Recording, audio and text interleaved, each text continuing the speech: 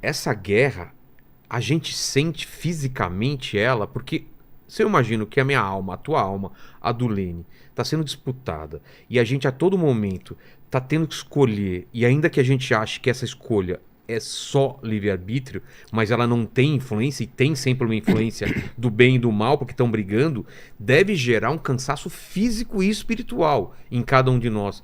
Às vezes eu acordo cansado de um jeito que não tem a menor explicação, sendo que eu não fiz nada. E às vezes às vezes é o contrário, você acorda super disposto. O que é esse cansaço, essa vontade, às vezes, que a gente tem, esses pensamentos do nada invasivos? Deve ter pessoas hoje em casa que estão passando por isso, de um desânimo ou uma vontade de fazer coisas ruins com ela própria. Tirar a vida. Exatamente. E a pessoa fala, mas eu não quero, e ao mesmo tempo o pensamento parece que é dela, mas não é. Que explicação é isso? A explicação é que a batalha é na mente, né? É na mente. E por que afeta o corpo também? Se é na mente e no espírito? Afeta o corpo porque o seu corpo ele é subproduto da sua mente. Ele está atrelado, ele está ligado, né? O seu cérebro, por exemplo.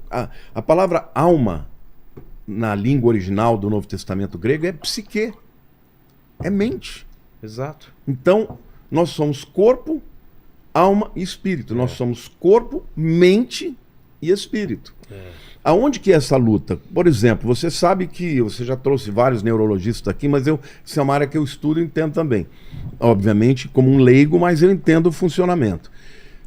Você sabe que o seu cérebro, ele libera uma série de substâncias que podem ser tóxicas ou podem ser benéficas. Não é? Por exemplo, dopamina, por exemplo, é uma substância maravilhosa. Que te dá, né? Que te dá coragem, te dá foco, né? Endorfina, serotonina, norepinefrina. Tem uma série de neurotransmissores que são chamados do bem, né? Ocitocina. Agora, você veja, ontem eu estava lendo um artigo até, eu preparei uma mensagem falando sobre gratidão, né? E foi feita uma pesquisa nos Estados Unidos com um grupo de 300 jovens universitários. Todos eles que estavam passando por algum tipo de terapia. Eles dividiram em 3 grupos. E um dos grupos, então, 2 grupos continuaram com as abordagens da psicologia tradicionais. Um grupo de 100 pessoas, eles começaram a fazer somente um tratamento voltado para trazer gratidão nas pessoas.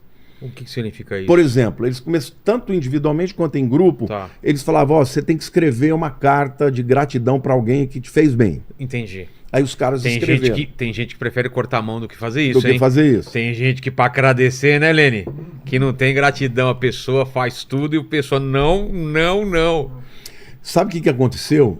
No primeiro momento teve essa resistência, mas eles começaram a perceber que o ambiente do grupo que tinha a gratidão, que exercia mais, que estava ali na terapia da gratidão, estava mudando o mood, mudando o sentimento. Claro. As pessoas pararam de falar eu tive trauma. Mas isso é óbvio. Eles começaram a ter um outro discurso. Claro. Se a pessoa é agradecida, se ela entende o bem que está sendo feito para ela, é óbvio que ela vai mudar. E aí, depois de 4 semanas, eles viram uma melhora enorme. Poxa. E depois de 12 semanas, sabe o que eles fizeram? Eles fizeram um exame de ressonância magnética. E aí? E aí, eles perceberam que a área do neocórtex frontal, né, que é a área tanto de tomada de decisões, como também de inteligência, de aprendizado, tinha tido um desenvolvimento enorme. E aí eles falaram, uau! Quer dizer que uma gratidão, tinha até uma forma de você exercer gratidão, que tinha os sponsors, os caras que davam um dinheirinho para cada um, e eles tinham que pegar esse dinheiro, eles tinham que comprar um presente para alguém. Essas pessoas que eles tinham que agradecer, eles tinham que comprar um presente. Então, durante todo esse tempo, a terapia era falar de gratidão. Fale por que você está grato, o que você já recebeu da vida. Não colocaram Deus na história, só o espírito de gratidão. Houve uma melhora significativa, muito superior aos outros tipos de tratamento. Então, eles começaram a chamar isso de a ciência da gratidão.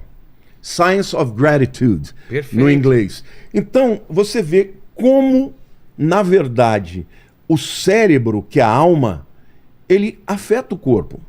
Porque uma pessoa que começa a ter gratidão, é ter bem alegria, resolvida. ela tem a área que é responsável por aprendizado, por tomada de decisões, sabe, avançada, melhorada.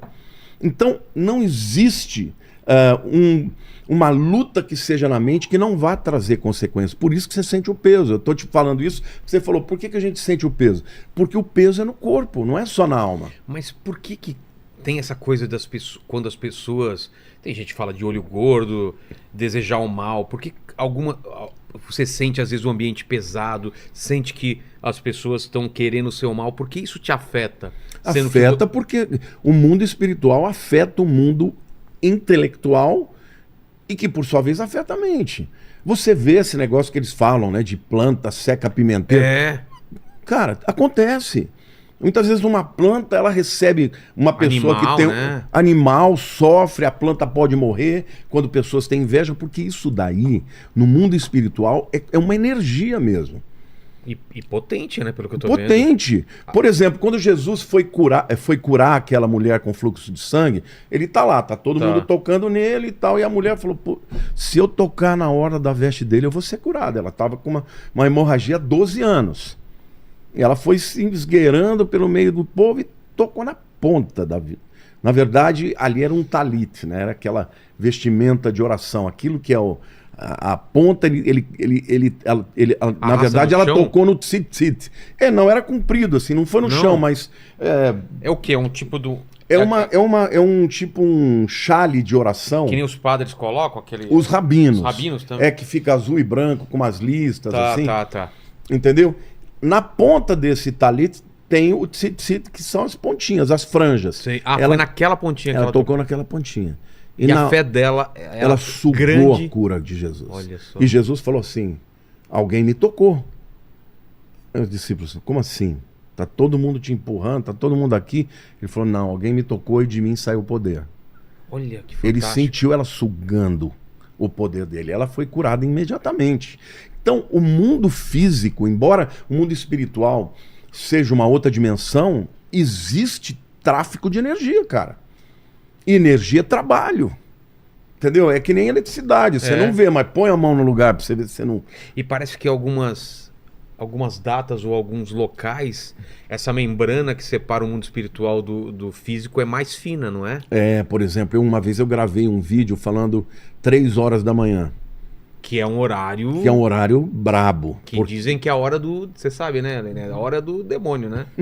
Muitos lugares existem trabalhos que são feitos. Então você tem, assim... Aliás, tem uma série...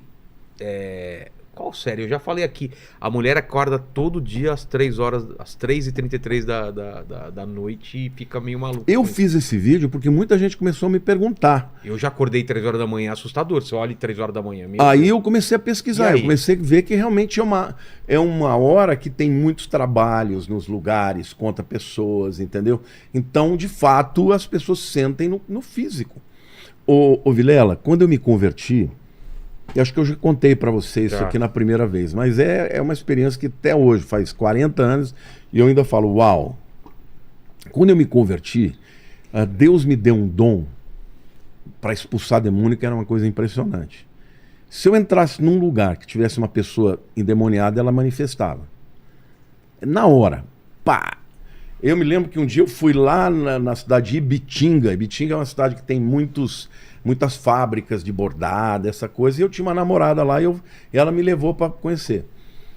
Quando eu entrei, lá no fundo uma mulher ficou possessa e já começou a falar comigo sem eu abrir a boca. O que você está fazendo aqui? Você é do outro lado? Agressiva. Eu percebi, fui lá e mandei o demônio embora. Na hora ela caiu e ficou liberta. Em nome de Jesus sempre. Em nome de Jesus. Não é você que manda, Não, né? mas só que eu era jovem, tinha 19 anos. Eu comecei a achar que eu era o cara. Aí eu comecei a falar do diabo. O John Constantine, né? Conhece? Sabe quem é, né? Sim. John Constantine o Keanu Reeves. O Keanu Reeves. Com uma arma em cruz, né? Que mata demônio. O Lamartine falou, eu sou o cara. Eu comecei a achar que o demônio não era nada disso. Eu falava, subestimou. Demônio, meta o pé no traseiro dele e tal. Um dia, do nada, eu estava deitado e eu comecei a sentir cheiro de enxofre. mas forte mesmo. Aí eu falei, meu Deus, o que tá queimando aqui? Tá com um cheiro fedido de ovo podre, né? E de repente, Vilela, eu comecei a ver cores. Eu comecei a ter uma visão assim, de olho aberto mesmo do que estava acontecendo. E ali começou a vir pensamentos na minha cabeça horrorosos. Contra Deus, de xingamentos. Era uma coisa... os tais pensamentos invasivos que eu tinha te perguntado. invasivo. Né? Que você sabe que você fica brigando com eles, né? Não, Por que eu tô pensando isso? Não, porque primeiro vem o pensamento e aí você vem a culpa. Exatamente, já, às vezes acontece isso. Aí o que aconteceu? Eu fiquei uma semana inteira sem dormir, cara. Eu ia trabalhar, aqueles pensamentos. Aí eu comecei a parar de pensar em Deus, porque eu falava, se eu penso em Deus, piora. Exato. Só que chegava à noite eu já tinha medo, porque eu sabia que eu ia ter que... Um dia eu estava assim, tão desesperado, eu morava no 10º andar de um prédio, lá em Perdizes.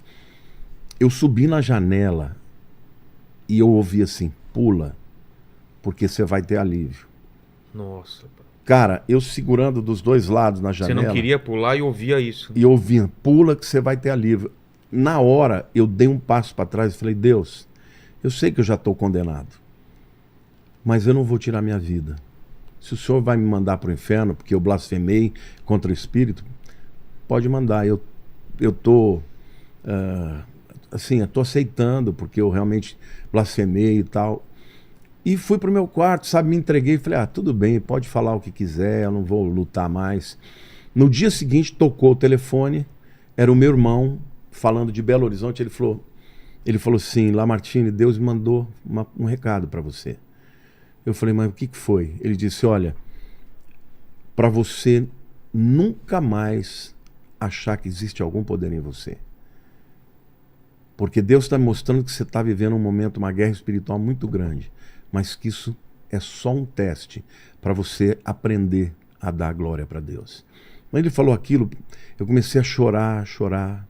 Quando eu não falei nada para ele. Quando eu desliguei o telefone, eu nunca mais tive aquilo. E aí Deus falou assim, filho, no nome de Jesus você tem poder, mas no seu poder você não tem nenhum. Então nunca se esqueça de dar glória para mim. Você não tem que ter medo de demônio nenhum. Mas você tem que saber que é em mim que você tem autoridade. A partir daquilo, cara, eu mudei completamente. Porque você foi do achar que tinha muito poder para ter o medo de que você tava perdendo a salvação. Perdendo a salvação.